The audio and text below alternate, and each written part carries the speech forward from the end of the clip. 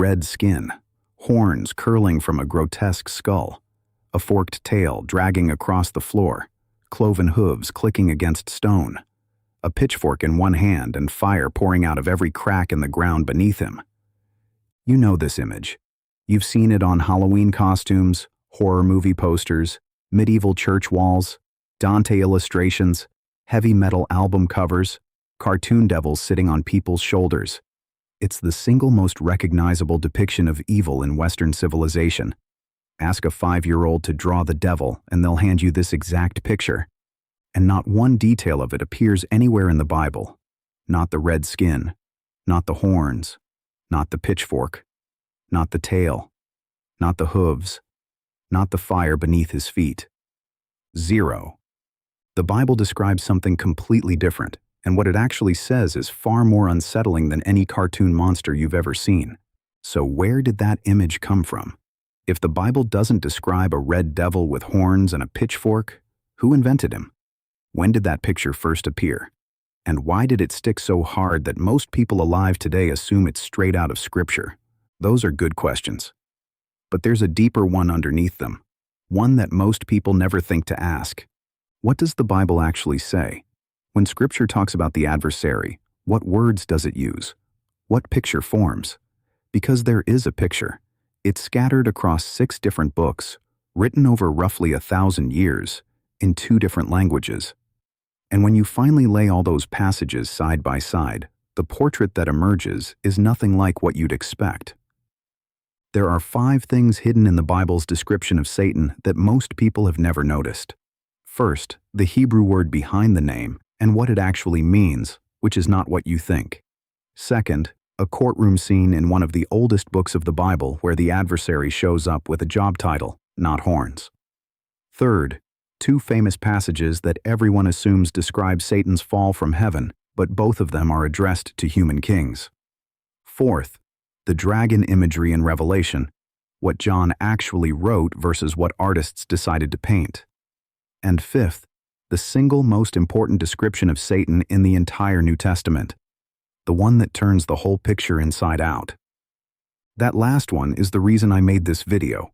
It will change how you read every passage about evil in the Bible. Let's start with the name itself.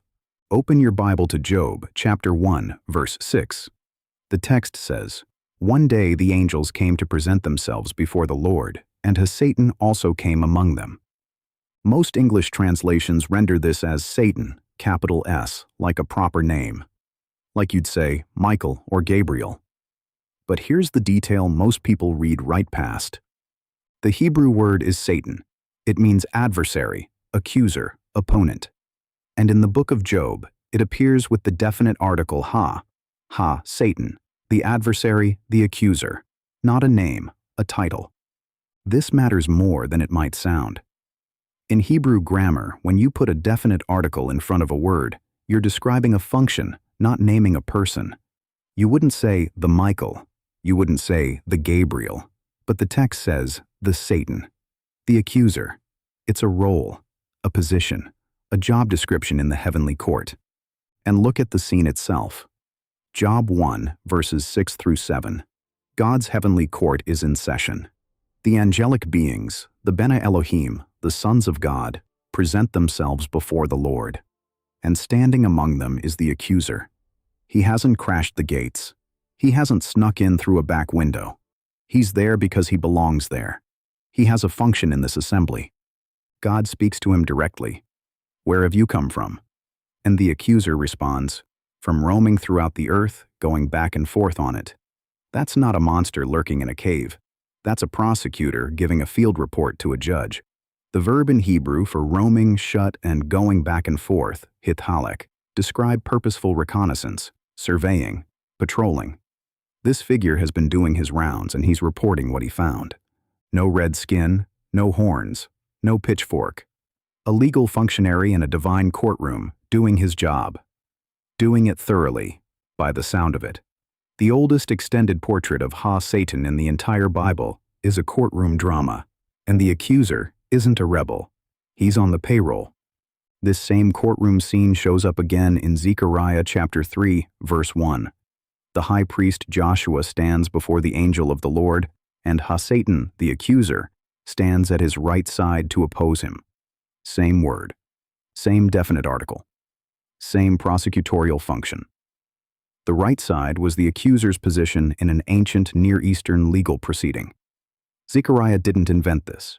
He inherited it from a tradition that understood the adversary as a figure in God's court, not a rogue agent operating on his own. I want you to sit with that for a second, because it matters. The earliest biblical writers didn't picture a red monster with a pitchfork. They pictured a courtroom, an accuser doing authorized work. Now go back even further. Genesis 3, verse 1. Now the serpent was more crafty than any of the wild animals the Lord God had made. Here is the detail most people miss entirely. Read that verse one more time. What does the text actually call this creature? Not Satan, not the devil, not a fallen angel. The text calls it a nachash, a serpent, an animal, one of the wild creatures God had made. And its primary characteristic isn't evil or malice. It's arum, crafty, shrewd, clever. The same Hebrew word, by the way, that Proverbs uses as a complement for wisdom. The serpent's defining quality is intelligence, not wickedness. The Hebrew word nachash is worth pausing on. It can mean serpent, yes, but the root also carries associations with bronze and brightness. The word for bronze in Hebrew is nechoshet, and it shares the same consonantal root as nachash. Some scholars, and this is a minority but serious position, have suggested the original readers may have pictured a luminous, shining creature rather than a slithering garden snake, a creature of brilliance, of light. But here's what Genesis does not say. It doesn't say the serpent was red, doesn't mention horns, doesn't mention a pitchfork, doesn't mention a forked tail or cloven hooves or flames. There's no throne room. No army of demons, no kingdom of darkness. The serpent speaks, it deceives, and it receives a curse. On your belly you will go, and dust you will eat all the days of your life. And that's it. The most consequential villain in the opening act of the Bible gets 3 verses of dialogue and a curse. No backstory, no origin, no physical description beyond what the word nachash itself implies. For a figure that eventually became the centerpiece of Western demonology, that silence from the text should bother us more than it does. The explicit identification of the Genesis serpent with Satan doesn't appear until Revelation 12:9, written over 1,000 years after Genesis was composed.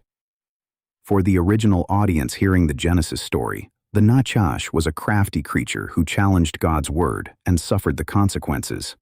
The red devil? That never came from this text, not even close. Now for the 2 most misidentified passages in the entire Bible. These are the verses people point to when they want to describe Satan's origin story. And both of them are addressed to human beings. Isaiah 14, verse 12. How you have fallen from heaven, morning star, son of the dawn.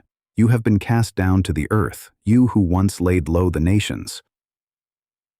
In the King James Version, published in 1611, that phrase, morning star, was translated as Lucifer. And that single translation decision, one word in one English Bible, created the name that became synonymous with Satan for 400 years of English-speaking Christianity. But read the passage in context. Go back 8 verses. Isaiah 14:4 says it plainly. You will take up this taunt against the king of Babylon. The king of Babylon. This is a prophetic poem mocking a tyrant. The Hebrew phrase is Helel ben Shachar, shining one, son of the dawn. It's a title dripping with sarcasm. A ruler who compared himself to the brightest star in the sky and was thrown to the ground. The word Lucifer is Latin. Lux ferre, light bearer. It entered the English Bible through Jerome's Latin Vulgate translation in the late 4th century. It was never a Hebrew name. It was never in the original text as a proper noun. It was a Latin translation of a Hebrew metaphor about a human king's arrogance. Could the passage carry a secondary meaning? Could Isaiah's poetry about a fallen tyrant also echo a cosmic reality about a fallen spiritual being? Many Christian traditions have said yes, and that's a reasonable theological reading. but the text itself names the king of Babylon. That's who Isaiah was writing about. And honoring what's on the page before building theology on what isn't is the foundation of serious Bible study. The exact same pattern shows up in Ezekiel 28. You were the seal of perfection, full of wisdom and perfect in beauty. You were in Eden, the garden of God. That sounds supernatural. It sounds like it has to be about a heavenly being. But Ezekiel 28:2 opens with a direct address. Say to the ruler of Tyre, the king of Tyre. This is a lament over a wealthy, arrogant human ruler, a man whose beauty and commercial success convinced him he was a god. The Eden language is prophetic poetry. Ezekiel is reaching back into Israel's most foundational imagery to describe a king who believed his own press and fell because of it. 2 passages, 2 human kings, 2 prophetic poems about arrogance and collapse. Centuries of readers saw Satan in them, and the theological tradition has its own weight and value. I'm not dismissing it, but I want you to notice something. Even in these passages, the language isn't about red skin and horns. It's about beauty, perfection, light, shining. The Bible keeps using the same vocabulary, and it's the opposite vocabulary from the one the medieval church eventually landed on.